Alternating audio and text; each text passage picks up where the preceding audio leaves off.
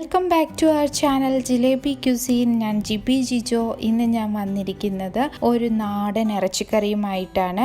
തേങ്ങാക്കൊത്തൊക്കെ ഇട്ട് വെച്ച തനി നാടൻ ഇറച്ചിക്കറി. അപ്പം നമുക്ക് വേഗം റെസിപ്പിയിലേക്ക് പോവാം. എൻ്റെ ചാനൽ ആദ്യമായിട്ടാണ് കാണുന്നതെങ്കിൽ ഒന്ന് സബ്സ്ക്രൈബ് ചെയ്യണേ. അതേപോലെ ഫേസ്ബുക്ക് പേജും ഫോളോ ചെയ്യാം. കിലോ ചിക്കനാണ് ഇവിടെ കറിയാക്കുന്നത്. അപ്പോൾ അത് പ്രത്യേകം കഴുകി വൃത്തിയാക്കി എടുക്കുക. അപ്പോൾ ബാക്കി ഇതിലേക്ക് ചേർക്കേണ്ട ഇൻഗ്രീഡിയൻസ് ആണ് ഈ കാണിക്കുന്നത്. 2 സവാള, ഒരു സാമാന്യം വലിപ്പമുള്ളത്, 2 വലിയ തക്കാളി, ഒരു 25 ചുമന്നുള്ളി, പിന്നെ ഒരു നല്ല വലിയ കഷ്ണം ഇഞ്ചി, 9 വലിയ കഷ്ണം വെളുത്തുള്ളി, പിന്നെ 2 പച്ചമുളക്, കറിവേപ്പില. അപ്പോൾ ഇഞ്ചിയും വെളുത്തുള്ളിയും ഒന്ന് ചതച്ചെടുക്കുക. കറിവേപ്പില ഒഴിച്ച് ബാക്കിയെല്ലാം ചെറുതായിട്ട് കട്ട് ചെയ്തെടുക്കുക. ഇനി ഇതിലേക്ക് വേണ്ടുന്നത് തേങ്ങാക്കൊത്താണ്. ഇത് ഓപ്ഷണലാണ്, നിങ്ങൾക്ക് ഇഷ്ടമുണ്ടെങ്കിൽ ചേർക്കാം.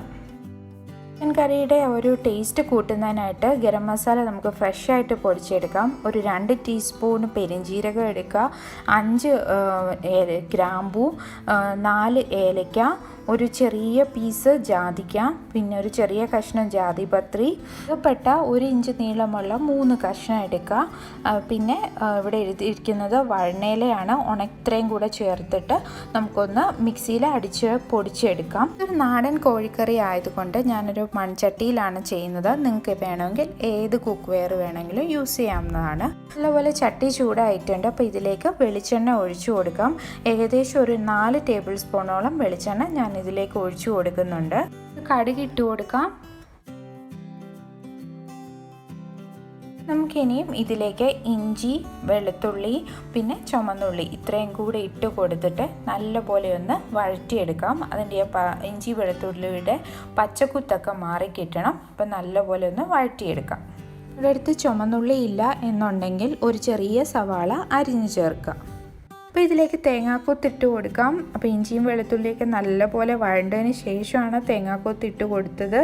ഇനി ഇതിലേക്ക് അരിഞ്ഞു വെച്ചിരിക്കുന്ന സവാള, പച്ചമുളക്, കറിവേപ്പില ഇത്രയും കൂടി ഇട്ട് കൊടുത്തിട്ട് നമ്മൾ സവാള ഒരു ചെറിയ ഗോൾഡൻ ഷെയ്ഡ് എത്തുന്നിടം വരെ അതിനെ വന്നിട്ട് വഴറ്റിയെടുക്കണം.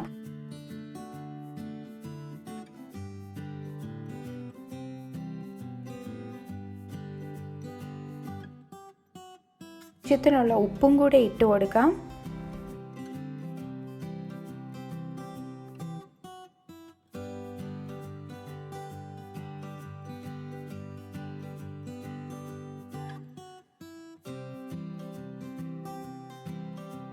ഇപ്പോൾ ഒരു ബ്രൗൺ ഷെയ്ഡ് ആയി തുടങ്ങിയിട്ടുണ്ട്. അപ്പോൾ നമുക്കിനി ഫ്ലെയിം കുറച്ച് വെച്ചിട്ട് മസാലകൾ ചേർത്ത് കൊടുക്കാം. ഒരു 1/2 ടീസ്പൂൺ മഞ്ഞൾപ്പൊടി, 1 ടീസ്പൂൺ നല്ല എരിവുള്ള മുളക് പൊടി. കുറച്ച് മതിയെങ്കിൽ ഇത് ഒഴിവാക്കാവുന്നതേ ഉള്ളൂ.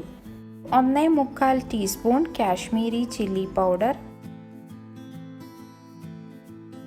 2 ടീസ്പൂൺ മല്ലിപ്പൊടി, സ്പൂൺ പെരിഞ്ജീരകം പൊടിച്ചത്, മുളക് പൊടി,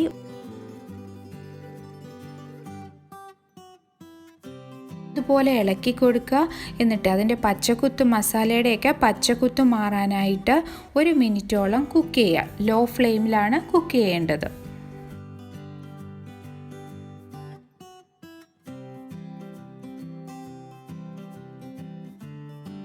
ഇതിലേക്ക് തക്കാളി ചേർത്ത് കൊടുക്കാം. എന്നിട്ട് നല്ലതുപോലെ വേവിച്ചെടുക്കാം.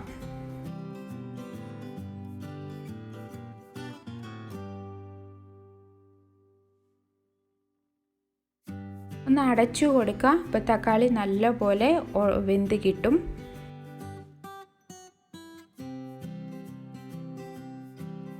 ഇവിടെ തക്കാളി നല്ലപോലെ വെന്തിട്ടുണ്ട്. നമുക്ക് ഇതിനെ ഒന്ന് ഇളക്കി ഉടച്ചു കൊടുക്കാം.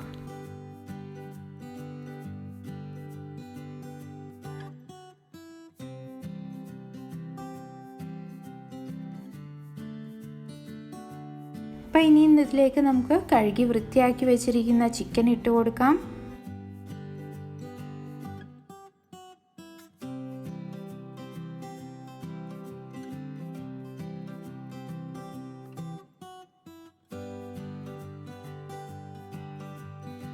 ഇനി മൂടി അടച്ചു കൊടുത്ത് ഒന്ന് കുക്ക് ചെയ്തെടുക്കാം.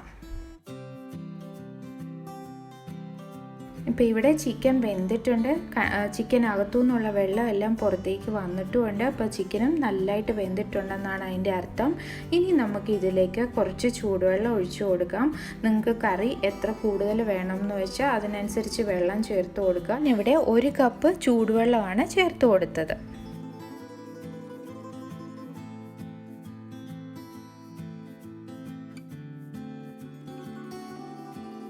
കുറച്ച് കറിവേപ്പില കൂടെ ഇട്ട് കൊടുക്കാം.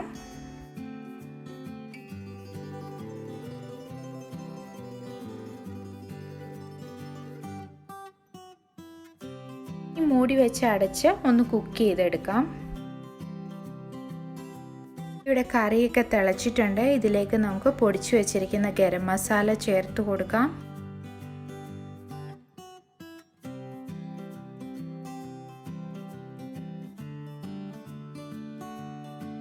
ഒന്ന് തുറന്ന് വെച്ചിട്ട് കറി ഒന്ന് കുറുകാനായിട്ട് വിടാം.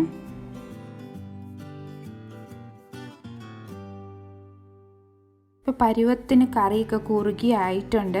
അപ്പോൾ ഇനി ഫ്ലെയിം ഓഫ് ചെയ്യാം.